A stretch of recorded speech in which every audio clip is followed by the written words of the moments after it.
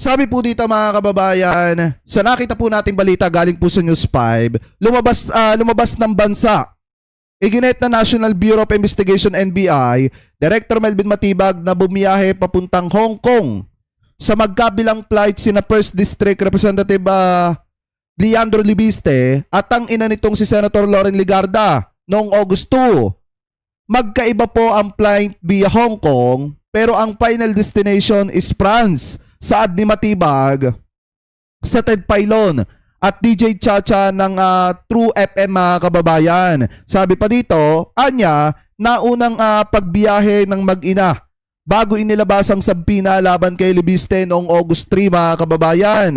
Ipinatawag si Libiste sa NBI kaugnay ng umanay planong honey trap laban kay Executive Secretary Ralph Recto na nakapagpadala naman daw ito ng abogado ayon kay Matibag mga kababayan. At ito pa yung pinakamatindi dito. Ginaya ni Leandro Libiste si Sara Duterte at bumiyahe si Leandro Libiste sa 12 bansa mga kababayan. Galit na galit sa mga biyahe ng biyahe pero sila din naman, ganun din ang ginagawa. So ngayon sabi po dito sa Abante, ito raw, Leandro Libiste nag-alabipi Sara, bumiyahe sa 12 bansa. Sabi pa dito mga kababayan, Sara Duterte ang peg ni Batangas Representative Leandro Libiste sa pag-iikot sa iba't ibang bansa. Batay sa eksklusibong impormasyon na nakalap ng Abante na nakasaad sa Travel Authority ni Libiste ay 12 bansa ang plano niyang puntahan. Kabilang sa mga pupuntahan ni Libiste ang Hong Kong, Singapore, Indonesia, Timor-Leste, Spain, France, Italy, Greece, Turkey, Switzerland, Germany at USA. Sa TA ni Libiste, ipinapabatid nito ang kanyang out of the country trip mula July 26 hanggang September 24, 2026. Sa ulat ng agenda sa Bilyonaryo News Channel, kagabi ay kinumpirma na umalis ng bansa noong Agosto 2 si Libiste. Hindi ito ang unang pagbiyahe ni Libiste sa maraming bansa. Ginagawa rin niya ito noong kasagsagan ng isyo sa pagkamatay ni dating DPWH Undersecretary Catalina Cabral kung saan 19 na bansa ang isinaad niya sa kanyang travel authority. Biruin niyo mga kababayan na sinasabi nung iba, lalo na ng mga DD-shit, bilib na bilib sila dito. Ayos daw magtrabaho. Fully transparent daw mga kababayan. Mahal daw yung mga nasasakupan sa kanyang distrito. Pero bakit nag-aala Sara Duterte? Biruin nyo, hindi lang pala ito yung unang beses na umalis siya mga kababayan eh. Yung unang beses pala na nag-travel to nung mga panahong nag-viral, naging usap-usapan yung pagkawala ni dating DPWH Undersecretary Catalina Cabral. At ang nakasaad mga kababayan, sa mga bansa na pupuntahan po nito, 19. At ngayon naulit na naman nung kasagsaga ng issue ng honey trap nitong si Leandro Libiste na balak niyang gawin dito po sa mga opisyalis ng ating pamahalaan. Ibig sabihin kapag may problemang mabigat, tumatakas, hindi kayang harapin. Yan po ba yung katotohanan? Ako nagtatanong lang ako So ngayon sabi pa dito, tuloy pa natin.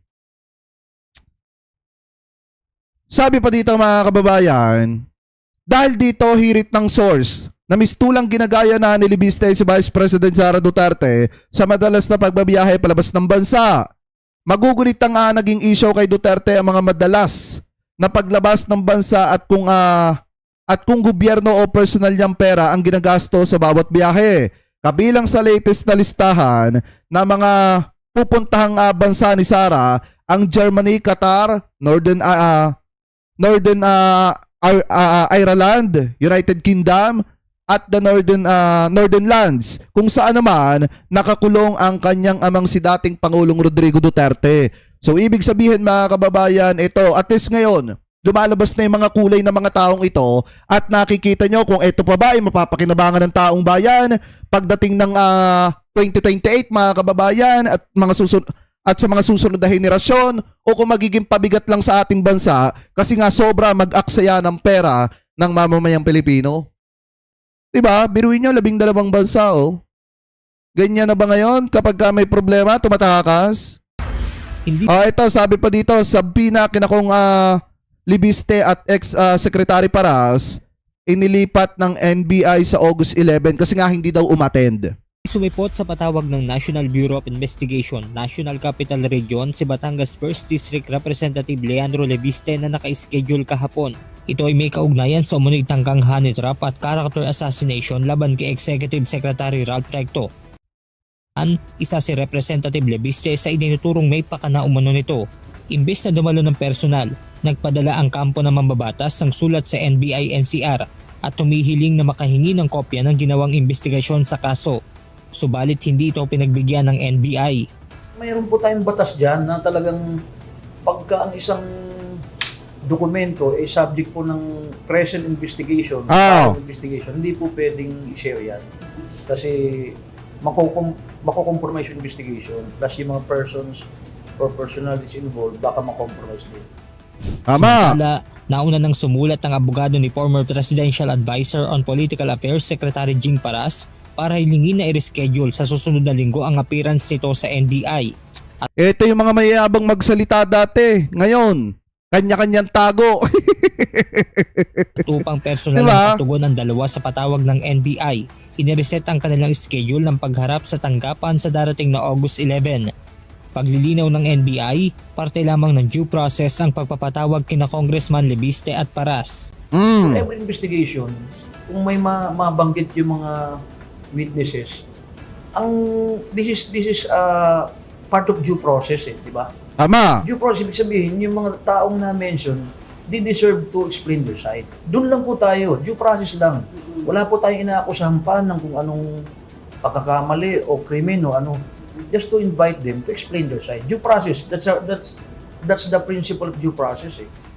Samantala, sinabi ni alias Ken, ang itinuturong manager ng mga babaeng ipapain umano kay Executive Secretary Ralph Recto na planado umano ang pagtatangka para maging biktima ito ng character assassination sa pamamagitan ng honey trap.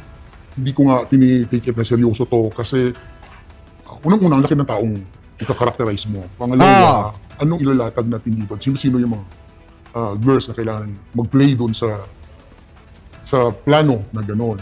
Kailangan magaling. Kaya yung senaryo, na meron namang script, meron namang ituturo, na ito yung gagawin, ito yung gano'n. Ayon pa kay alias Ken, pilit umanong sinisiraan sa kanya ni Paras si ES Recto upang makumbinsi siya na tumulong para i-character assassination ang opisyal. Ang ganda naman ng proceeding niya kasi Dapat makulong yung mga yan. Walang puwang mga kababayan yung maduming plano. Lalo na't ang pakay ay pabagsakin yung kalaban sa politika. Walang plano ang destabilization dito sa gobyerno ni PBBM. Kaya nga dapat makulong itong mga ito. alam mo ba itong natin, yung executive secretary natin, alam natin na taxpayer ka rin, alam mo na ang tax natin, ang lalaki, napupunta lang sa ganito, sa ganyan. Sobrang laki na ng mga taxes natin, kintrack na tayo and everything. Meron kami pinaplano na gano'n. Yun nga, bubulgar lang natin yung pagkababayaro niya. Meron din umanong inihindang dalawang abogado sina Paras sakaling may kaharapin na legal na usapin sa kanilang binabalak na ipagawa sa kanya.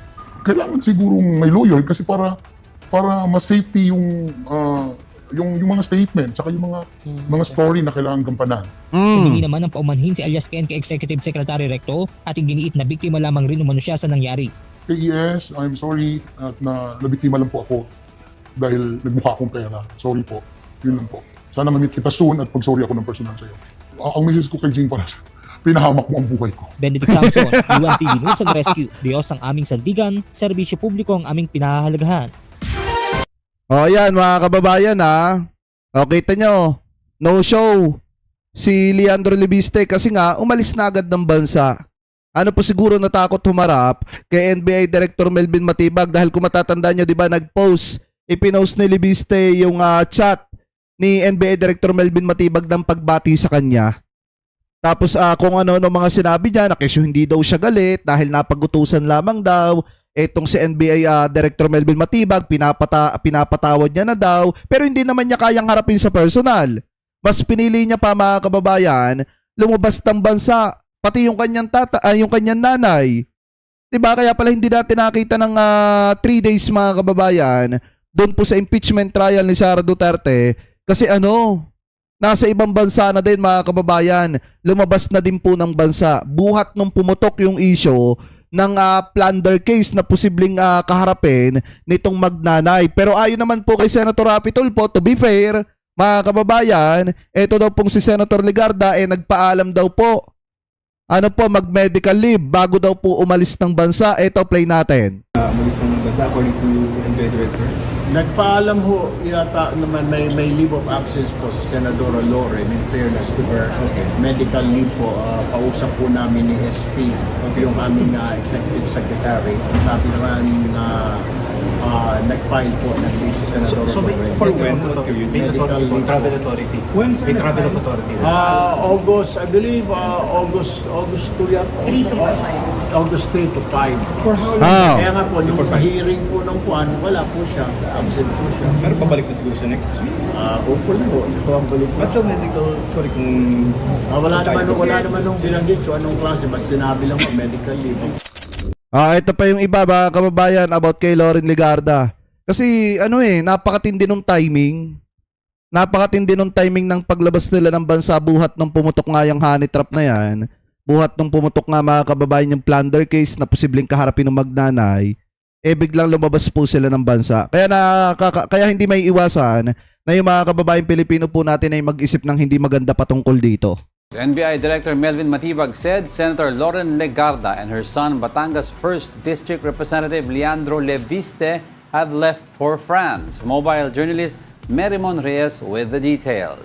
Alright, Merimon, anong balita sa Senado on Senator Loren's absence?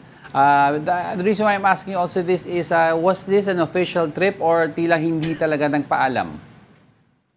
Diego, yan yung humahati talaga pagdating sa kung ano yung malalaman natin sa pag-alis na tong mga senador. Ang sinasabi kasi sa Senado, kapag ka-personal trips naman, hindi kailangan magpaalam ng mga senador sa liderato. And wala namang kinakailangan dito na travel authority or travel certification.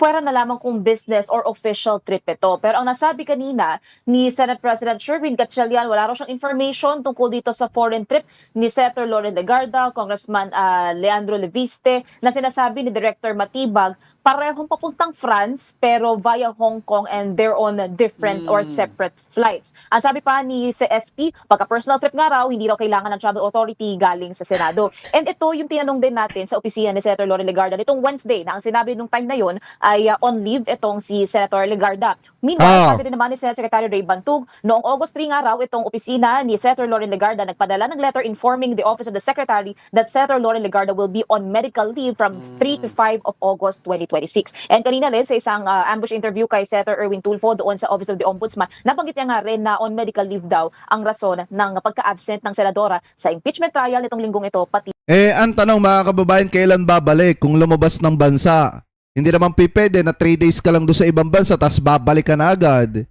Diba mga kababayan? sa plenary sessions. Ayun, Diego. well, meron at least sa malinaw, no? On medical leave ang nasabi ng iba. Pero meron ba't binanggit na return date?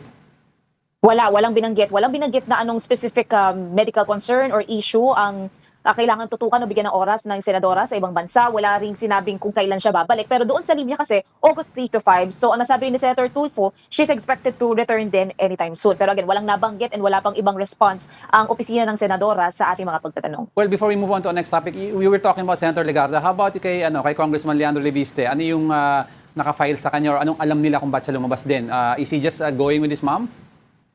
Well, wala pa kasi magkahiwalay nga raw na flights pero pareho papuntang France ang sinasabing Director Matibag. And ang alam kasi natin so far, itong dalawa ay they are under fire after the office. Baka naman hihingi na ng tulong kay Saldi ko. De, joke lang mga kababayan ha. At baka tatakbo kay Saldi ko at magpapatulong kung paano magtago. The Ombudsman placed them under preliminary Baka lang investigation naman. for plunder and graft complaints over 10 billion pesos worth of anomalous solar energy contracts. And while wala pa namang ibang nagiging komento pa itong dalawang panig, ito yung rumorolyo naman. Yan yung buhat nung pumutok nga yung issue na yan at saka yung honey trap. Sobrang tindi nung timing na biglaan silang lumabas ng bansa. On the part of the Ombudsman na may kinalaman dito sa magkaanak. Alright, there were reports and also pictures na naglabasan yung meeting ni Senate President Win Gatchalian and Senator Tulfo with Ombudsman Boying Remulla. Ano ang pinag-usapan nila, Merimon? coordination meeting daw yung nangyari kaninang umaga. And ang nangyari na dito is ito-turn over na ng Senate Blue Ribbon Committee ang investigation o yung probe nito ng pagdating sa flood control sa Office of the Ombudsman. Ito rin yung sinasabi ni Blue Ribbon Committee Chairman Senator Erwin Tulfo nitong lumipas na linggo na yan daw yung kailangan nilang linawin. Kasi may ginagawa ng investigasyon ng Office of the Ombudsman, hindi na raw ba kailangan mangialam ng Blue Ribbon o ipapaubaya na ba nila? Pero ang malinaw sa ngayon, pinapaubaya na nila sa Ombudsman yan. Ang sinasabi naman ni Senator Erwin, kapag may mga bagong pangalan naman daw na lalabas o iba pang mga issue, dan naman daw papasok ang Blue Ribbon. Samantala, may ibang agencies na rin daw silang iimbestigahan sa mga susunod na linggo. Hindi lang daw ito pagdating sa solar power energy, basta sa utilities daw ito na ginagamit ng mga Pilipino sa pang-araw-araw. So yan yung nakikita na Tama, imbestigahan na lahat para isang bagsakan na. At yung mga dapat makulong, dapat maipakulong na. natin, turnover na sa Ombudsman yung investigasyon dito sa flood control scandal. Alright, regarding the impeachment trial naman, natuloy ba ang off-court meeting ng defense at PROSEC? Ang huli sa ating sinabi ni Impeachment Clerk of Court Secretary Ray Bantug, wala pang naitakdang schedule from both the prosecution at the defense sa kanilang pagko-conference, pag-set ng conference sana ngayong linggo na to, ngayong over the weekend bago mag-Monday next week. At ito sana, ang purpose ito ay para doon sa pagko-cross-checking, kumbaga parang pre-trial conference siya, na ito-check ng PROSEC na pareho yung dokumentong meron sila, yung acknowledgement receipts, nasa 3,000 ito, na pareho sila ng kung anong meron ng prosecution. Ito yung mga proposed stipulations na naisa ng ilabas o pinopropose ng prosecution na hindi pumapayag ang depensa. Pero ang sabi ni Sec Bantug ngayong hapon daw, i-follow up niya, tatanungin niya ulit itong dalawang panig kung makakapag-set pa sila ng conference para dito. Kung hindi, pwedeng ma-raise yung usapin na naman ng stipulations ngayong Lunes. Alright, there are several things to expect in the Senate aside from yung impeachment. Isa dyan yung of course Eto, ibang usapin na yan mga kababayan, pero maliwanag po dyan, nagpaalam daw itong si Senator Loren Legarda for medical purposes mga kababayan. Siguro magpapagamot or ewan natin kung ano yung gagawin nila, pero ang mahalaga dito mga kababayan, tawag dito, mapapaparagot at mapapaparagot din etong mga ito pagdating ng araw. Kasi kung titingnan nyo yung timing mga kababayan, obvious naman. Pumutok yung honey trap, pumutok yung about dun sa solar, na bilyon-bilyon yung halaga, na posibleng masampahan ng plunder case, itong Magnanay.